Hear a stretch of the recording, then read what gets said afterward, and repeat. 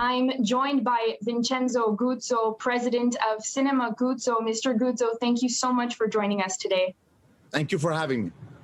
You've been quite vocal throughout the pandemic about certain health measures, disapproved of restricting food consumption in movie theaters. Can you tell me what you think now about the vaccine passport?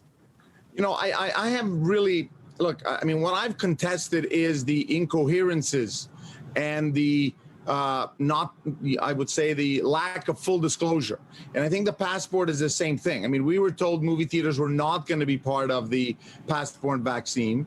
And then on the 24th of August, it's announced that there's a passport vaccine. Now, I have per se no issue with the concept of a vaccine passport. What I do have a problem with is believing that the youth believe that going to the movies for the youth is so important in their life that they will go and vaccinate themselves because of that. I mean, people need to realize we were closed for 14 months.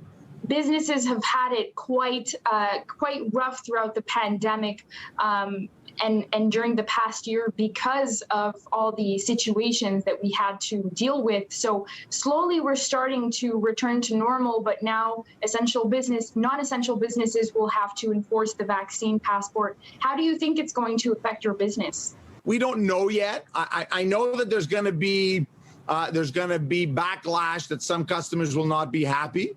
And so I've expressed this in many of my interviews. Just remember, I'm not the one willfully imposing this. I'm being told I have to do it. And legally, I'm part of the community and I have to respect the laws in place. So I'm going to do it. So, you know, I want all the customers who are not going to be happy about this to remember this October of 2022 when they go vote at the next provincial election, who imposed something that they did not like. And many of the Guzzo employees, it's not something we can look past. Most of them are students. A lot are young adults. Are you worried about how the staff is going to have to deal with enforcing the vaccine passport? Will our staff contest and not follow the rules? I don't think so. I mean, they've been reminded time and time again of the importance of doing certain stuff automatically and with a procedure so that we keep people safe. So I don't think they'll just contest and say no. But, you know, as I like to say, my girlfriend comes to the movies. I'm 17 and she doesn't have a vaccine. I pretend to, and she goes in. I can expect that things like that may and will occur. So, you know, we still have to just reinforce the fact that it's not us imposing it and that the law is the law.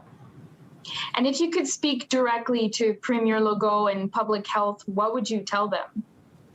Well, I would tell him that you know, to try and make people believe that with a vaccine passport, going to the movies is a safer experience is wrong. The truth of the matter is, if you're double vaccinated, the only thing you're really guaranteed is not that you will not get COVID or that you will or whatever, but that you will not end up in an emergency room because of you getting COVID. Thank you so much for joining us, Mr. Guzzo.